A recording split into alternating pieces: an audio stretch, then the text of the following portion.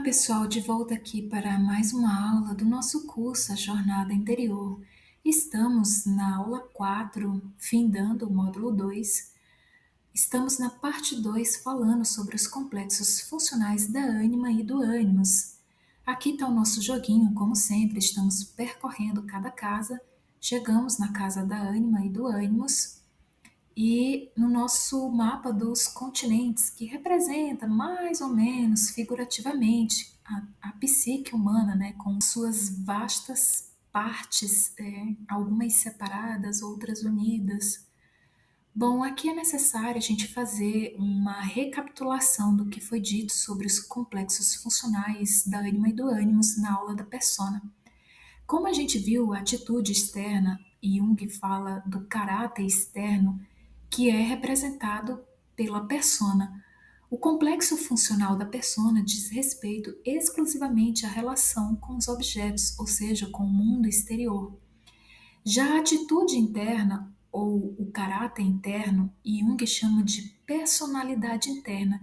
Este é o modo como alguém se comporta em relação aos processos psíquicos internos. É a atitude interna, o caráter que apresenta ao inconsciente. A gente viu também, simbolicamente, eu criei aqui uma imagem que representa o círculo amarelo, esse mundo exterior que é o mundo real, onde a persona ela estaria ali entre o indivíduo e esse mundo exterior. Mas existe também o outro mundo, por assim dizer, que é representado pelo círculo azul, que seria aquilo que Jung descobriu como o inconsciente. Da mesma forma que existe uma persona, ou seja, um complexo funcional em que o indivíduo tem uma relação com o mundo exterior, também existe um equivalente a essa persona no mundo interior, ou seja, no inconsciente, que aqui eu representei por essa metade de máscara. Essa personalidade interior, ou seja, essa persona, entre aspas, por assim dizer, do mundo inconsciente, é que Jung chama de imagem da alma, ou ânima para os homens e ânimos para a mulher. A gente viu também que esse inconsciente, uma parte dele é considerado como inconsciente pessoal. No inconsciente pessoal, a gente encontra o complexo funcional da sombra. Por assim dizer, seria a primeira camada do inconsciente que o indivíduo se defronta. Depois dessa camada do inconsciente pessoal, existe a camada chamada inconsciente coletivo. E é justamente aqui que se encontra a ânima ou o ânimos, ou seja, a imagem da alma. Bom, inclusive o Morgenstern, no livro Mapa da Alma, vai dizer o seguinte: a ânima e o ânimos são personalidades subjetivas que representam um nível do inconsciente mais profundo do que a sombra. Para melhor ou para pior, elas revelam as características da alma e conduzem para os domínios do inconsciente coletivo. Ou seja, essa personalidade interna, esse caráter interno que é representado a princípio pela ânima e pelo ânimos, tem a ver com essa parte mais profunda do inconsciente, que é o inconsciente coletivo. É esse encontro do ego com a ânima ou ânimos que pensou Jung tem um potencial tão rico para o desenvolvimento psicológico. O encontro com a ânima ou ânimos representa uma conexão para o inconsciente ainda mais profunda do que a da sombra. No caso da sombra, trata-se de uma reunião com as peças desdenhadas e rejeitadas da psique total, com as qualidades inferiores e indesejadas. No encontro com a ânima e o ânimos, temos um contato com níveis da psique que têm potencial para conduzir às regiões mais profundas e mais altas, de qualquer modo, as mais remotas que o ego pode alcançar. A ânima e o ânimos não pode ser simplesmente o inverso da persona, uma espécie de reflexo negativo das atitudes coletivas da época. Deve estar mais profundamente ancorada no inconsciente coletivo e nas estruturas do arquétipo e da imagem arquetípica. Suas raízes devem estender-se muito mais longe e mais fundo do que as da sombra. Ou seja, a princípio a gente tinha falado que o equivalente da persona no mundo real, no mundo exterior, seria a ânima e o ânimos no mundo interior. Só que aqui o Morgenstern fala que a gente não deve ver a persona, aliás, o ânimos e a ânima apenas como o inverso da persona, mas é algo muito mais profundo. Como a gente já tinha visto nas aulas anteriores, a ânima e o ânimos, eles são um desdobramento dos arquétipos da Cisígia, do casal divino. Ou seja, eles representam muito mais do que o reflexo negativo das atitudes coletivas da época. Ou seja, existe uma certa sabedoria escondida no ânimos e na ânima. Bom, aqui a gente vai ver sobre o termo ânima e ânimos. Vale lembrar, em primeiro lugar, que esses termos são tomados do latim. Como a maioria dos europeus cultos do seu tempo, Jung era fluente nas línguas clássicas e considerou muito natural e conveniente usar essas fontes para denominar figuras e estruturas psíquicas. Ânima significa alma em latim e ânimos significa espírito. De um ponto de vista, não há realmente muita diferença no significado entre esses dois termos latinos. Se pensarmos na alma, que é a ânima, como algo que abandona o corpo na morte, como os gregos e romanos supunham, é equivalente a dizer-se que o espírito, o ânimos, partiu. O espírito é muitas vezes descrito como um sopro ou ar, o pneuma, né? E captar o derradeiro sopro de vida quando ela abandona o corpo de uma pessoa é captar-lhe a alma. Assim, os termos espírito e alma são quase permutáveis, ou seja, podem ser trocados entre si, né? Além disso, ambas as palavras se referem ao mundo interior das pessoas, ao anímico e ao espiritual. As perguntas a formular a respeito dos nossos próprios ânima e ânimos são: que espécie de alma eu tenho? Que espécie de espírito? É claro, Jung não está aludindo ao significado religioso de alma quando usa o termo ânima. Não se refere a uma parte imortal do ser humano, como os autores religiosos tradicionais usam o termo. Ele está encampando o termo para a psicologia e propôs-se usá-lo para significar com ele o lado interno escondido da personalidade de um homem. Da mesma forma, Jung não se refere com o termo ânimos a algo metafísico e transcendente, o Espírito Santo, né, por exemplo, mas antes ao lado interno oculto da personalidade de uma mulher. Então, Jung vai dizer a mesma coisa, explicando, né, sobre o termo ânima e ânimos que ele usou no livro Arquétipos e o Inconsciente Coletivo. Ele diz o seguinte: a ânima não é a alma no sentido dogmático, nem uma ânima rationalis ou racional, que é um conceito filosófico, mas um arquétipo natural que soma satisfatoriamente todas as afirmações do inconsciente, da mente primitiva, da história da linguagem e da religião. Ela é um fator no sentido próprio da palavra. Não podemos fazê-la, mas ela é sempre o a priori de humores, reações, impulsos e de todas as espontaneidades psíquicas. Ela é algo que vive por si mesma e que nos faz viver. É uma vida por detrás da consciência que nela não pode ser completamente integrada, mas da qual, pelo contrário, esta última emerge, ou seja, ela é uma das representações do inconsciente. Afinal de contas, a vida psíquica é, em sua maior parte, uma vida inconsciente e cerca a consciência de todos os lados. Pensamento este suficientemente óbvio quando registramos a quantidade de preparação inconsciente necessária, por exemplo, para o reconhecimento de uma percepção dos sentidos.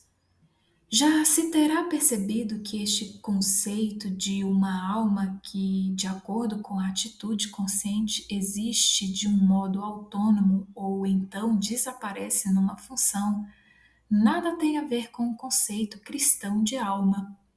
Ou seja, aqui ele, no livro O Eu Inconsciente, também falando a mesma coisa, explicando que o termo alma não tem a ver com o conceito religioso, em que pese eu usar essas imagens aqui, né, de uma mais ou menos como que se fosse um espírito, né, uma alma voando, mas é porque na minha mente, né, na minha psique, é essa única imagem que eu faço uma associação.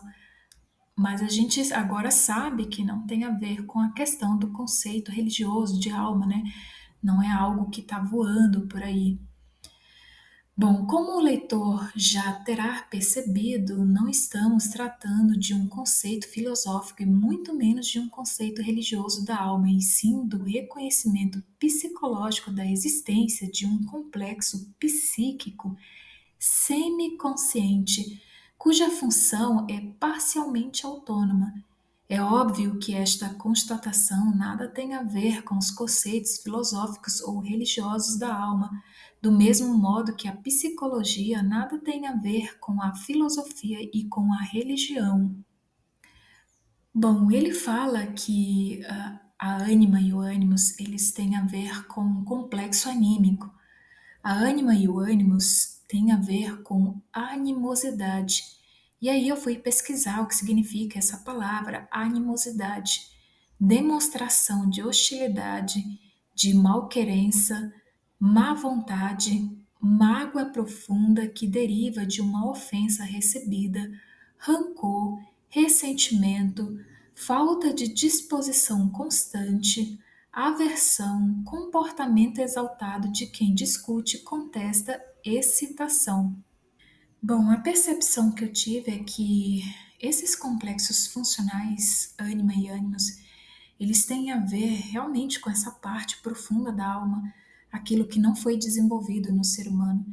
E eles atacam principalmente essa parte, vamos dizer assim, onde as nossas emoções, nossos sentimentos, nossos afetos não foram desenvolvidos, ou seja, não ganharam maturidade tanto quanto a função do pensamento, a função principal. Ou seja, a animosidade tem a ver com tudo isso aqui que foi dito.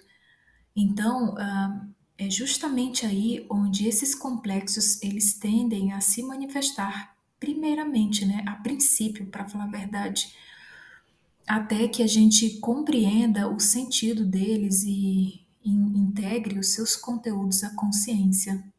Bom, dito isso, agora eu acho que vai dar para a gente compreender por que que essa questão da animosidade ela afeta o indivíduo, tanto homem como mulher, de modo muito, às vezes, particular e de modo específico, ou seja, como se o ser humano, o indivíduo, fosse invadido por emoções primitivas e inconscientes. Bom, aqui a gente vai entender algumas características de manifestação da ânima e do ânimos. Bom, Morgenstern, no livro Mapa da Alma, vai dizer o seguinte: o ego desse homem passa a estar identificado com a personalidade da ânima, ou seja, que essa identificação ela é inconsciente, né? A qual é via de regra hipersensível e impregnada de emocionalidade. A sua ânima não é altamente desenvolvida e, em vez de ajudá-lo a enfrentar um humor opressivo, afunda-o cada vez mais nele. Um homem propenso a frequentes e intensas variações de humor tem uma relação excessivamente íntima com essa parte, usualmente inferior de sua personalidade. Da mesma forma, uma mulher com um problema de ânimos também é sobrepujada pelo seu inconsciente. A situação típica é aquela em que pensamentos e opiniões com elevada carga emocional a controlam em vez de serem controlados por ela. Isto não é muito diferente do caso do homem possuído pela ânima, só que o acento tende a ser mais intelectual no lado da mulher. Essas ideias e opiniões autônomas acabam perturbando a adaptação dela ao mundo, porque são transmitidas com a energia emocional de um indivíduo arrogante e prepotente. Com frequência, seu relacionamento sofre irreparáveis danos porque as pessoas que convivem com ela têm que construir escudos que as protejam sempre que entram em contato com ela. Mantém-se em atitude defensiva e desconfortável na presença da mulher com problema de ânimos. Por mais que ela possa querer ser receptiva e íntima, não consegue sê-lo porque o seu ego está sujeito a essas invasões de energias demolidoras que a transformam em tudo menos na pessoa amável e gentil que gostaria de ser. Em vez disso, é propensa a permanentes atritos e dominada por impulsos inconscientes de poder e controle. É a isso que Jung chamou a possessão pelo ânimos. O ânimos é uma poderosa personalidade que não é congruente com o ego ou a persona desejada, é outra. Os homens sob o domínio da ânima tendem a refugiar-se em sentimentos de mágoa e resignação. As mulheres sob o domínio do ânimos tendem a atacar. Esta é uma distinção convencional entre os sexos e, é claro, está sujeita à revisão à luz de recentes desenvolvimentos culturais. Em ambos os casos, entretanto, seja qual for o conteúdo da possessão, o mundo interior do inconsciente não é suficientemente reprimido e a penúria emocional e irracional perturba e distorce relações normais com as outras pessoas e com a vida em geral. A possessão anima-ânimos escancara os portões do inconsciente e deixa entrar nele praticamente tudo que tenha suficiente energia para transpor o limiar. Humores e caprichos penetram e a pessoa é levada por eles de roldão. O controle de impulsos é mínimo, não existe o menor domínio sobre pensamentos ou afetos. Isto é também um problema do ego, obviamente, sintomático de um ego subdesenvolvido que é incapaz de reter e conservar os conteúdos que normalmente fluem para a consciência, mas precisam ser objeto de reflexão e de gestão prévias antes de se transformarem em ação verbal ou física. A imediata proximidade do inconsciente exerce uma influência atrativa sobre os processos conscientes. Isso explica o medo instintivo, o horror que se tem do inconsciente. É uma reação de defesa do consciente perfeitamente cabível.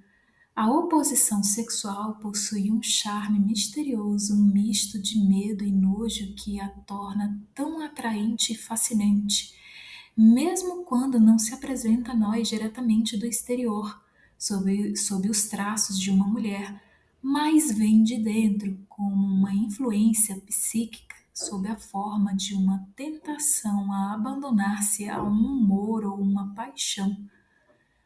Ou seja, que quando ele fala que mesmo quando não se apresenta vindo de fora, mas de uma influência que vem de dentro, uma influência psíquica, a gente vai ver que em outras aulas que a ânima, uma das formas dela se apresentar em sonhos é como uma mulher estranha, às vezes com uma conotação muito atraente sexual para o homem.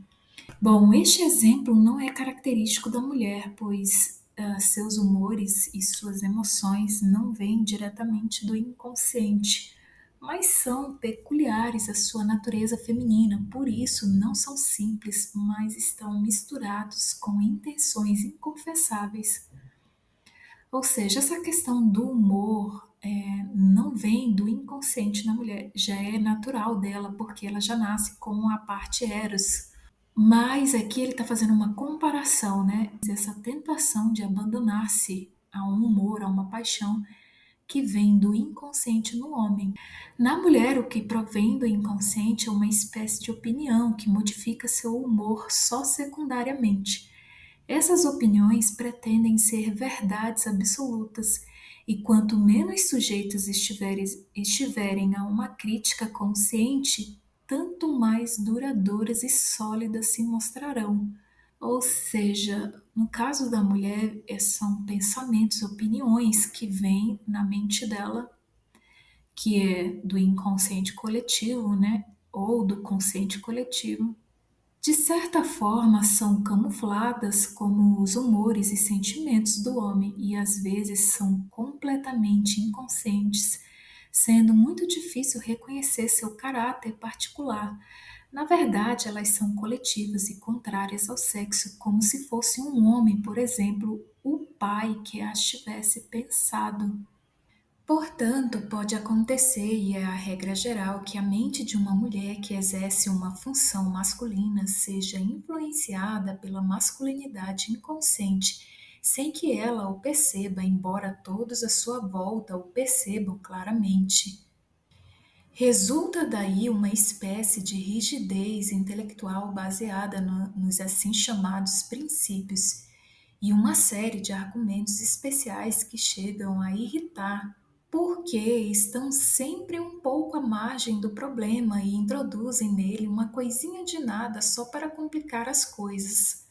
A suposição ou opinião inconsciente são o pior inimigo da mulher, às vezes uma verdadeira paixão demoníaca que exaspera os homens e os desagrada e causa às próprias mulheres o maior dano ao sufocar pouco a pouco o charme e o sentido de sua feminilidade, passando-os para trás dos bastidores.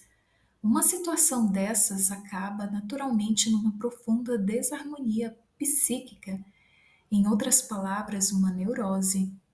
É claro que as coisas não precisam chegar a este extremo, mas já há bastante tempo que a masculinização psíquica da mulher vem trazendo consequências indesejáveis. Ela pode talvez ser uma boa companheira para o homem, mas sem encontrar o acesso aos sentimentos dele. A razão é que o ânimos dela, isto é, seu racionalismo masculino, e que nada tem a ver com a verdadeira racionalidade, fechou o acesso aos seus próprios sentimentos. Pode ficar frígida como defesa contra um tipo sexual masculino que corresponde ao seu tipo intelectual masculino. Mas se a reação de defesa falhar, pode aparecer no lugar da sexualidade disponível da mulher uma forma de sexualidade agressiva e exigente própria do homem. Também esta reação é um modo prático de lançar a todo custo uma ponte para forçar de volta o homem que vai se afastando paulatinamente. O Ânimos parece uma assembleia de pais e outras autoridades que formula opiniões incontestáveis e racionais ex cathedra.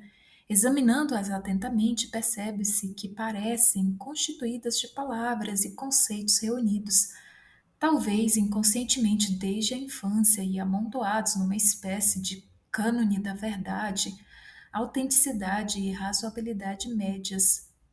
É um tesouro de pressupostos que, ao faltar um critério consciente e idôneo, o que não é raro, sugere imediatamente uma opinião. Às vezes, esse tipo de opinião aparece sob a forma do assim chamado senso comum.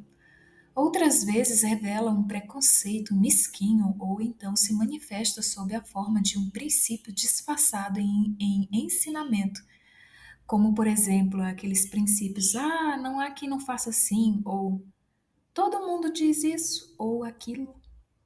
Bom, aqui falando especificamente da ânima, ele diz o seguinte: quanto mais parcial for a atitude consciente e espiritual masculina, tanto mais baixa, banal, vulgar e biológica será essa feminilidade compensatória do inconsciente.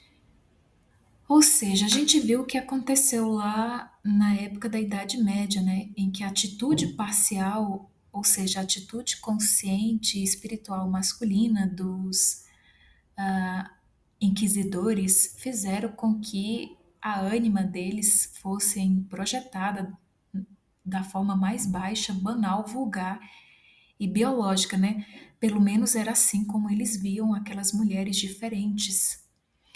Esse fenômeno sombrio talvez nem seja percebido conscientemente como tal, porque já há muito tempo foi de tal modo recoberto de sentimentalismo e doçura, em vista da proteção da consciência e da estima de si próprio, que a própria pessoa não apenas acredita no embuste, mas tem até o prazer que os outros venham a cair nele também.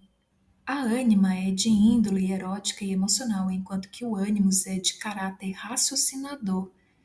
Por basear-se na projeção da própria ânima, costuma ser errado a maior parte do que os homens dizem a respeito da erótica feminina, como também sobre a vida emotiva da mulher. As suposições e fantasias espantosas que as mulheres fazem a respeito dos homens se fundamentam na atividade do ânimos, que é de capacidade inesgotável para produzir julgamentos sem lógica e causas falsas. Ou seja, quando os homens se reúnem para falar da vida erótica ou emotiva da mulher, provavelmente, na maioria das vezes, é projeção da própria ânima deles. Assim acontece com as mulheres também, né? Quando elas se reúnem para falar dos homens, geralmente, quase sempre, né? Para não dizer sempre, é projeção do ânimos delas. O que foi dito acerca da persona e de todos os complexos autônomos também é válido no que diz respeito à ânima. Ela é igualmente uma personalidade e por isso pode ser facilmente projetada numa mulher. Em outras palavras, na medida em que a ânima for inconsciente, sempre será projetada, uma vez que todo o inconsciente é projetado. A primeira portadora da imagem da alma é sempre a mãe, depois serão as mulheres que estimularem o sentimento do homem, quer seja no sentido positivo ou negativo.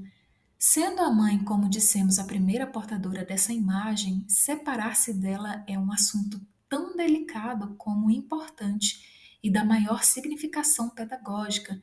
Encontramos por isso já entre os primitivos um grande número de ritos que organizam tal separação. Não é o bastante passar para a idade adulta e nem mesmo separar-se exteriormente da mãe.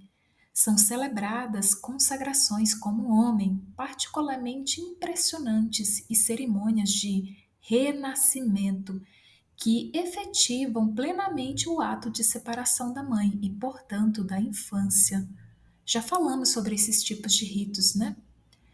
O homem moderno civilizado terá que sentir forçosamente a falta desta medida educacional, que, apesar de seu primitivismo, é excelente. A consequência desta lacuna é que a ânima, sob a forma da imago materna, ou seja, o complexo materno, é transferida para a mulher. Depois do casamento, é comum o homem tornar-se infantil, sentimental, dependente e mesmo subserviente. Em outros casos, torna-se tirânico, hipersensível, constantemente preocupado com o prestígio de sua masculinidade superior. Este caso é o contrário do primeiro. A proteção contra o inconsciente, representada pela mãe, não é suprimida de forma alguma na educação do homem moderno. Seu ideal de casamento se transforma, portanto, no desejo inconsciente de encontrar uma esposa que se desincumba do mágico papel de mãe. É importante para a meta da individuação, isto é, da realização do si mesmo, que o indivíduo aprenda a distinguir entre o que parece ser para si mesmo e o que é para os outros.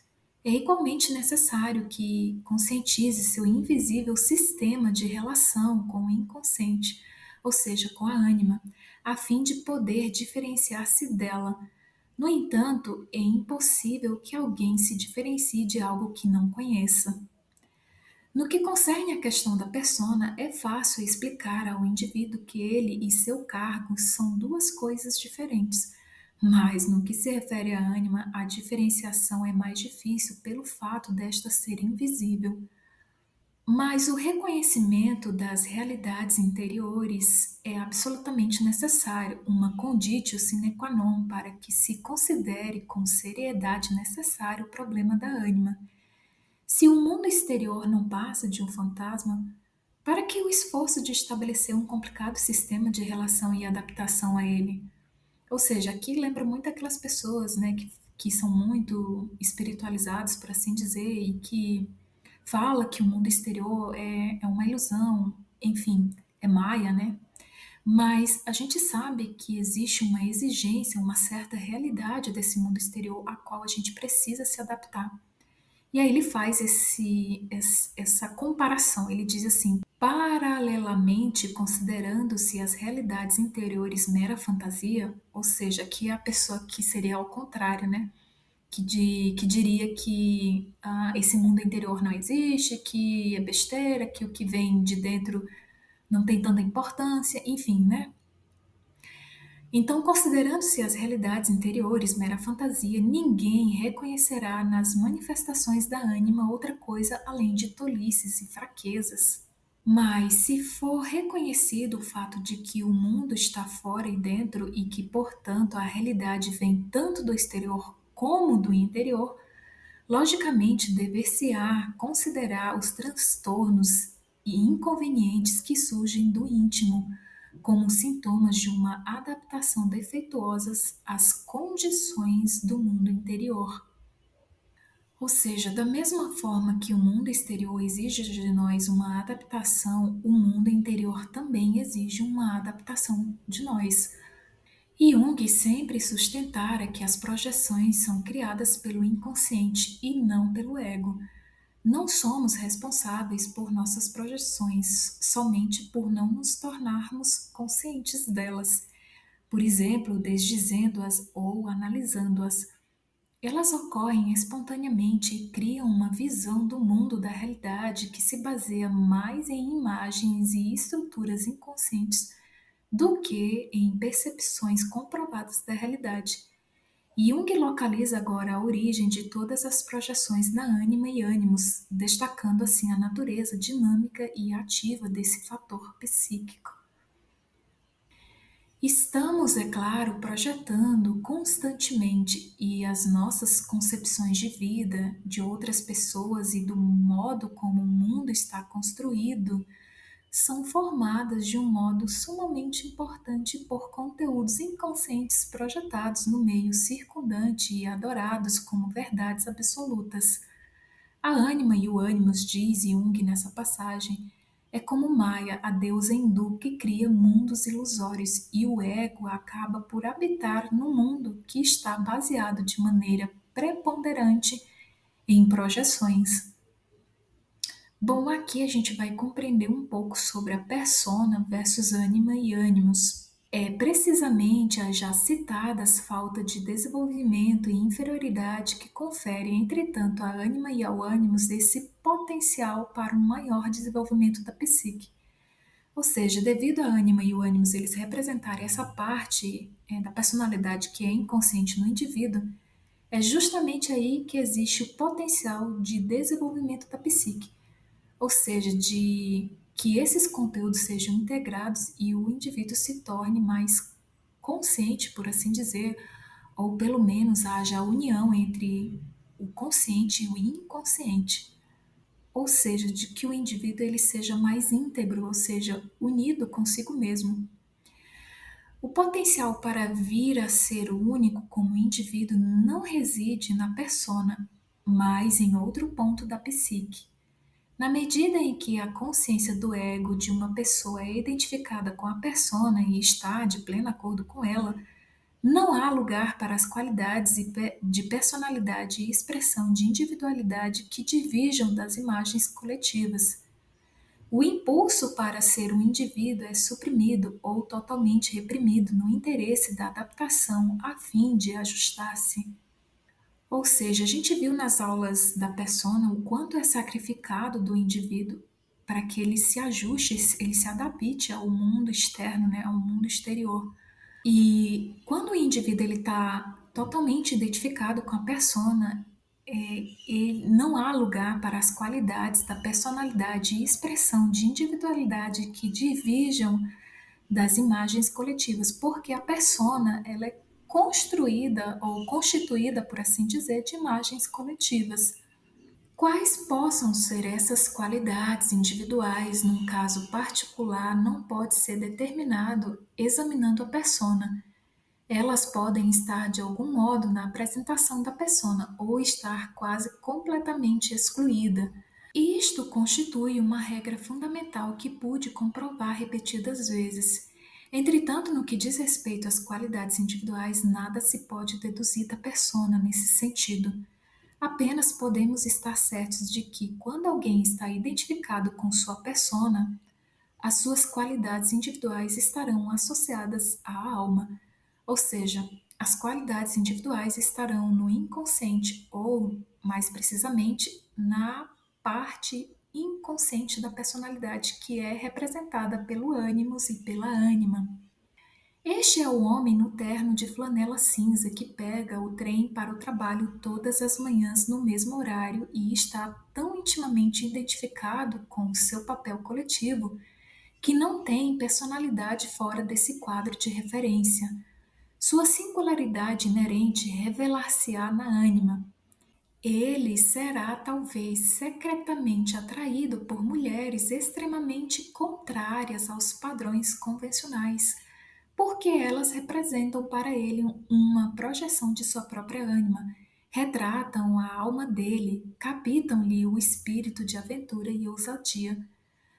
Ou seja, esse homem ele vai atrair exatamente o oposto a ele, né? Uma ânima ou uma mulher, na verdade, que seja totalmente contrária ao convencional. E a mesma coisa acontece com as mulheres. Precisamente a mesma regra vale para mulheres. Quando são coletivas e convencionais em suas apresentações da persona, albergam um secreto amante interno, frequentemente inconsciente para elas, que é tudo menos o retrato de seu companheiro convencional. Quando ele aparece, magnetiza-as e leva-as a abandonar tudo para segui-lo. Ou seja, é o típico herói, né? O homem aventureiro, enfim. Agora vamos falar um pouco sobre a ânima e o ânimos nos relacionamentos.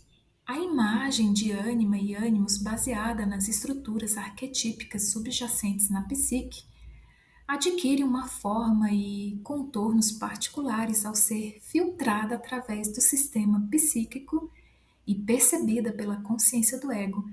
Se a imagem da sombra instiga medo e apreensão, a imagem da ânima e do ânimo suscita usualmente excitação e estimula o desejo de união, gera a atração.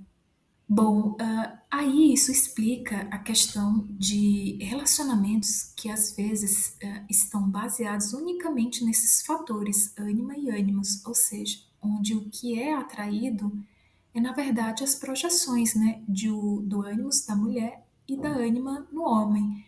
Mas podem ser também que estejam presentes como fatores e não única e exclusivamente, né? O Moistai vai falar o seguinte: num relacionamento íntimo não são apenas os egos dos parceiros que entram na combinação de psiques, são também as partes inconscientes e, de um modo muito importante, a ânima e o ânimos. Eles sempre aí estiveram fornecendo os fatores de atração para ambos os membros do casal, mas agora podem apresentar-se surpreendentemente diferentes do que pareciam ser na fase de namoro do relacionamento. Não obstante, o ponto é que nessas relações emocionais é que se tornam possíveis tais desenvolvimentos da consciência. Ou seja, foi o que a gente falou na primeira aula, né? Da ânima e do ânimos, em que somente é possível ter uma consciência da ânima e do ânimos através dos relacionamentos, porque é justamente nesses relacionamentos que as projeções se tornam efetivas. Então, tornar-se consciente não é um projeto executado em isolamento, embora requeira uma boa dose de introspecção para propiciar o seu pleno florescimento. Mas a experiência deve preceder o insight, ou seja, primeiro você passa pela experiência humana e só depois você compreende o sentido dessas experiências, em que pese muitas delas serem dolorosas a princípio. Se a emotividade e o vitupério, o calor e a pirotecnia desse conflito esmorecem um pouco, há uma possibilidade de que tenham sido ditas coisas que são importantes para o casal. Uma vez os egos restabelecidos em suas posições normais, eles podem até dar-se conta de que ocorreu algum evento transcendente, ou seja, principalmente em brigas, em conflitos, né? O que foi dito não era provavelmente muito pessoal, era mais geral, coletivo, talvez até arquetípico e universal. Talvez exista um germe de sabedoria escondido na escura massa de material expelida por cada parceiro. Talvez alguns esclarecimentos e insights possam resultar da tempestade que amainou. Isso seria o trabalho da consciência pairando acima do nível de emotividade e chegando ao insight e empatia. A pessoa terá tido pelo menos uma visão de relance das profundidades de si mesmo e do outro, da vastidão imensa das emoções que estão normalmente encobertas pela persona socializada e adaptada. Ou seja, nesses conflitos você acaba percebendo coisas mais profundas do que simplesmente a máscara social, né? A persona. Estão envolvidos fatores psíquicos de atração, e quando estes se separam e distinguem da concomitante atividade biológica, surge a imagem. Essa imagem é um fato psíquico cuja fonte se situa na ponta arquetípica do espectro psíquico. Está unida à pulsão sexual e essa combinação dá à ânima sua força propulsora física. Ou seja, se o indivíduo conseguir ter consciência da projeção da ânima ou do ânimos, ele consegue fazer essa separação da imagem arquetípica da constelação sexual, ou seja, da pulsão sexual, do fator biológico.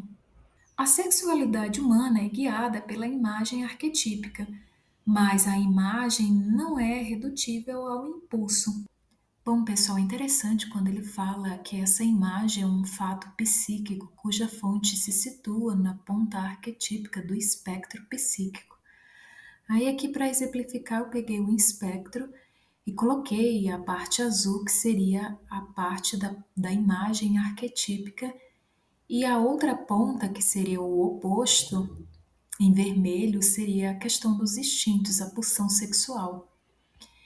Então, quando ele fala cuja fonte se situa na ponta arquetípica do espectro psíquico, ou seja, eu coloquei aqui a imagem da psique, né, nessa ponta, e aí a pulsão sexual sendo guiada, por assim dizer, pela imagem arquetípica, ou seja, pela peça arquetípica inerente, né, a questão do ânimos e da ânima.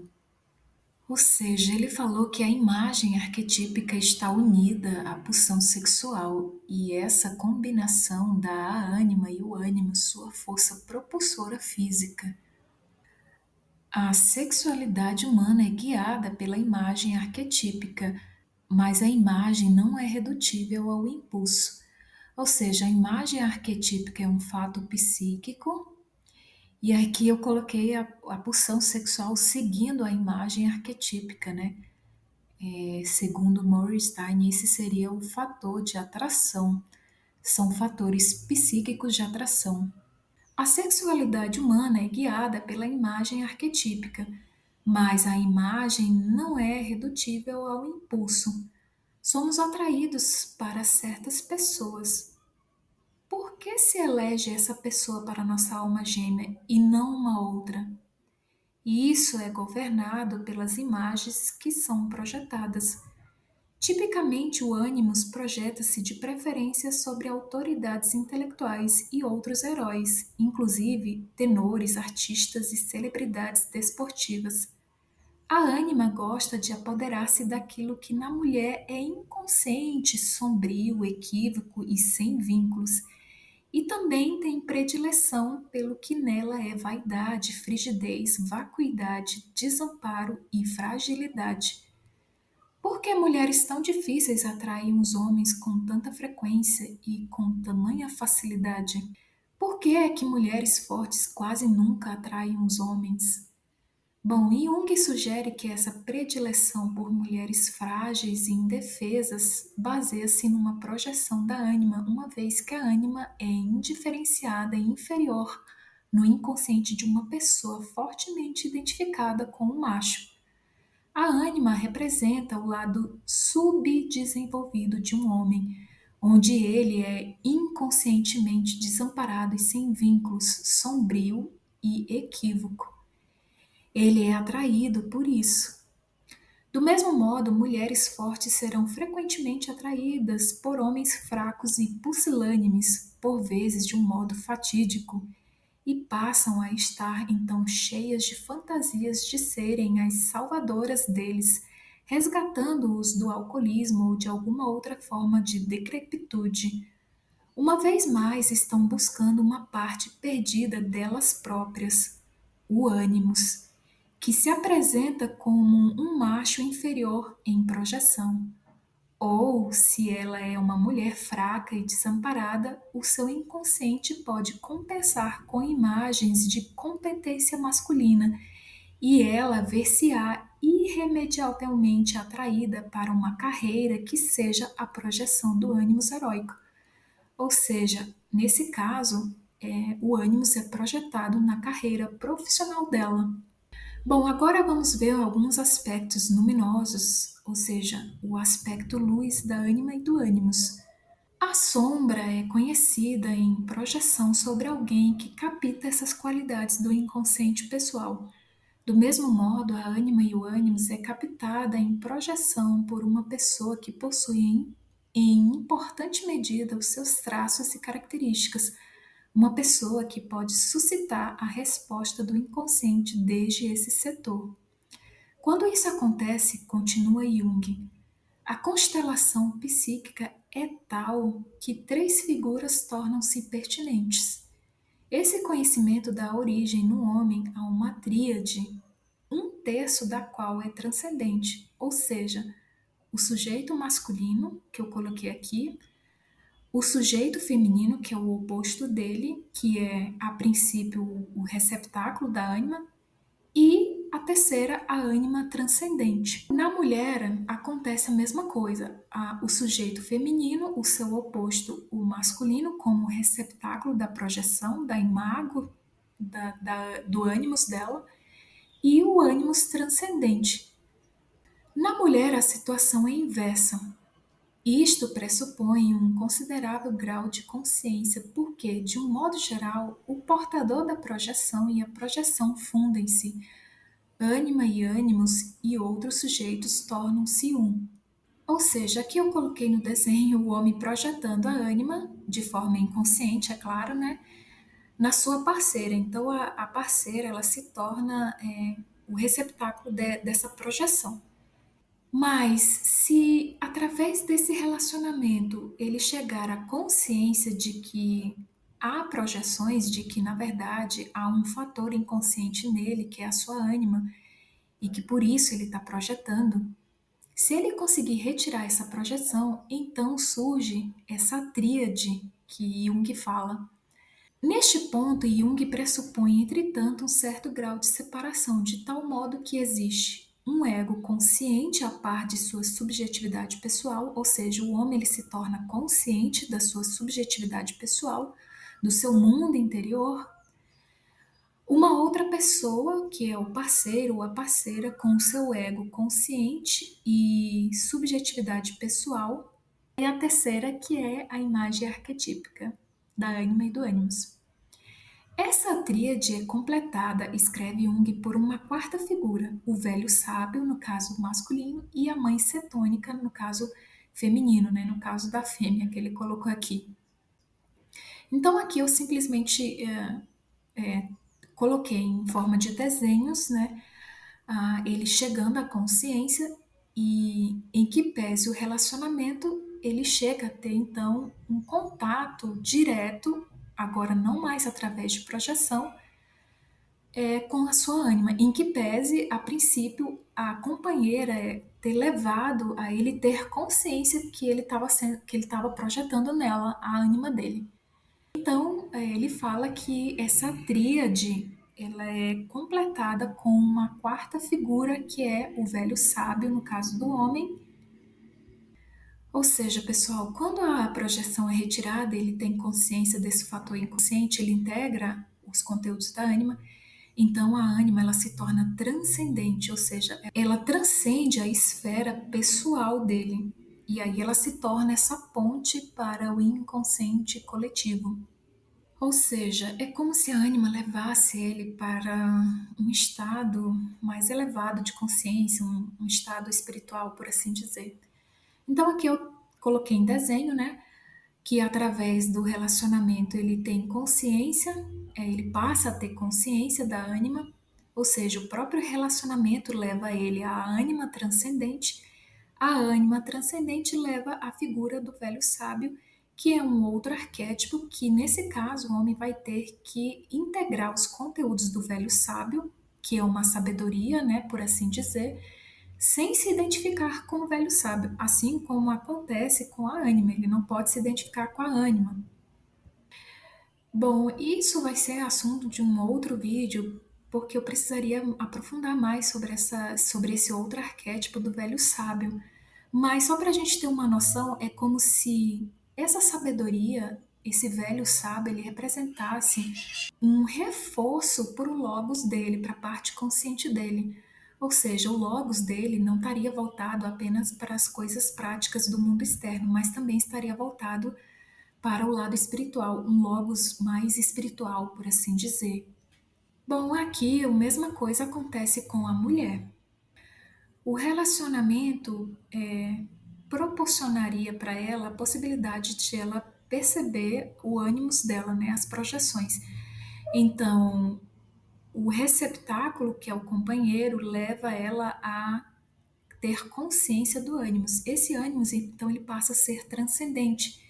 E ele leva a uma figura arquetípica, que é a figura da Mãe Terra, ou da Grande Mãe, ou, no caso, da Mãe Cetônica.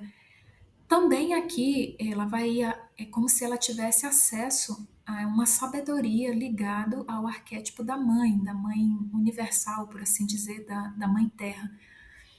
E também esse arquétipo ela precisaria integrar os conteúdos dele sem se identificar com o arquétipo. Então esse arquétipo ele funciona como um reforço para a parte consciente dela, já que a parte consciente dela é representada pelo Eros. Só que esse Eros ele está meio que enfraquecido devido ao excesso de racionalismo que há nela. Inclusive, existe preconceito e, às vezes, até repressão da parte dela sobre conteúdos do Eros. Então, até o Jung fala aqui no livro Arquétipos e Inconsciente Coletivo um pouquinho sobre isso. As formas frequentemente antiestéticas da Mãe Terra correspondem a um preconceito do inconsciente feminino atual que não existia na antiguidade. A natureza cetônica de Hécate ligada a Deméter e o destino de Perséfone apontam para o lado escuro da alma humana, ainda que numa medida menor do que hoje em dia. Ou seja, essas formas que ele fala frequentemente antiestéticas é justamente representado por Hécate, Deméter e Perséfone. A gente sabe que Hecate é uma deusa do submundo, então assim, existe um certo preconceito, um medo também da mulher ter acesso a essa parte, esse eros dela consciente, que de certa forma já é ligado, já é próximo, por assim dizer, do inconsciente coletivo. Ou seja, a mulher, ela através do ânimos, ela teria acesso a essa parte mais do aspecto feminino, né, da Mãe Terra, por assim dizer. A ânima e o ânimos e as figuras de sabedoria são transcendentes, ou seja, do exemplo que a gente acabou de dar, né, do velho sábio e da mãe cetônica, ou da grande mãe, né? No sentido de que pertencem essencialmente ao inconsciente e têm sua origem no domínio do espírito, ao passo que o ego e o parceiro são as pessoas conscientes envolvidas no relacionamento emocional que estimulou essa constelação. Na presença dessa quaternidade, encontramos a experiência luminosa do si mesmo como uma relação, ou seja, o si mesmo é o self, é o centro da totalidade da psique humana, em que o complexo Deus está incluído, né, como a gente falou nas primeiras aulas, desde que predomine suficiente consciência para enxergar as diferenças entre as características humanas e arquetípicas nessa situação de amor e atração. Surge aqui a oportunidade para uma plena experiência do si mesmo. Entretanto, para colher todos os benefícios psicológicos da experiência de ânima e ânimos, a pessoa deve ter alcançado um nível de consciência excepcionalmente avançado. É rara, com efeito, a capacidade para diferenciar entre projeção e portador da projeção, entre fantasia e realidade. Assim, a realização daquilo de que Jung está falando, a saber, a quaternidade envolvida nessa constelação e a realização das características transcendentes na experiência, está reservada para os poucos indivíduos dotados com a espécie de sutil discernimento psicológico, que é a apanágio dos mestres Kundalini e outros como eles. Para os demais, a ânima e o ânimos é Maia, a criadora de ilusões, a mistificadora, a ardilosa, a sempre esquiva miragem do eterno bem-amado. Ver através do jogo de ilusões da ânima e do ânimo, sem reconhecer as transcendentes figuras em ação, leva ao cinismo e ao desespero. A ânima é verdadeiramente a bela dama sem piedade, ou seja, sem piedade para projeções, né? Bom, aqui falando do aspecto luminoso ainda, né? Mais especificamente da ânima, no livro O Homem e seus Símbolos. A ânima leva o homem a intuições proféticas, a receptividade ao irracional, a capacidade de amar, a sensibilidade à natureza e, por fim, mas nem por isso menos importante, o relacionamento com o inconsciente. Aqui, falando do ânimos mais precisamente, o ânimos leva a mulher, no seu aspecto luminoso, né? Leva a mulher à essência espiritual dela mesma, leva a uma reflexão, ele é guia para regiões de profundidade e maturidade psíquica nela. Bom, na esfera interior, a maioria das pessoas é extremamente primitiva, ou seja, porque ninguém aprendeu a desenvolver esse mundo interior, né? Poucas as pessoas que aprenderam. Só quando a persona é despida e a ânima e o ânimos abrem os portões para acesso às camadas mais profundas do inconsciente, quando na meia-idade, por exemplo, o ego é sacudido pelo conflito entre persona e ânima ou ânimos, é que a necessidade de desenvolvimento interior torna-se uma questão aguda e seriamente considerada. Embora isso possa parecer-se a um surto de neurose, pode muito bem ser o apelo para a individuação adicional e o desafio para que se empreenda uma jornada mais profunda pelo interior, na estrada que leva ao desenvolvimento individual. Ou seja, é justamente na segunda metade da vida, entre 35 e 40 anos, que o indivíduo se vê nesse conflito mais agudamente, entre esse conflito entre a persona e a ânima e o ânimos. Ou seja, é um chamado de que o homem desenvolva o seu lado inconsciente, né? Ou seja, desenvolva a sua individuação. Porque a individuação, ela é a união entre consciente e inconsciente. Ou seja, são os dois lados da personalidade e tudo o que vem a ser constituído, né, nesses dois lados da personalidade. Tanto os aspectos positivos, luz, e aspectos não tão positivos assim, como aspectos sombrios.